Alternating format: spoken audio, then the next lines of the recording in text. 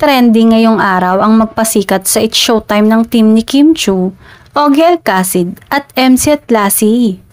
Tigil, hinga, kalma. Sa ikalawang araw ng magpasikat na pagtatanghal sa It's Showtime, binigyang diin ng team Ogie Alcacid, Kim Chiu, MC at Lassie ang kahalagahan ng paglalaan ng oras upang magpahinga at unahin ang pangangalaga sa sarili.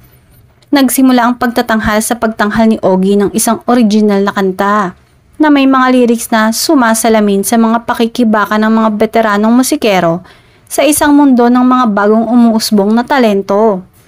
Nagpakita ng suporta ang misis ni Ogie na si Regine Velasquez habang naghatid ng mensahe ang kanilang anak na si Nathaniel sa pagtatapos ng performance ng kanyang ama.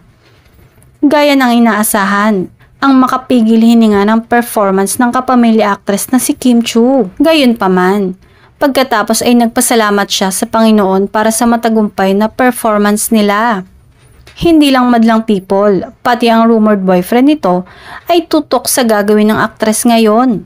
Sa kanyang Instagram page, nagpost ang kapamilya actor ng pagsuporta.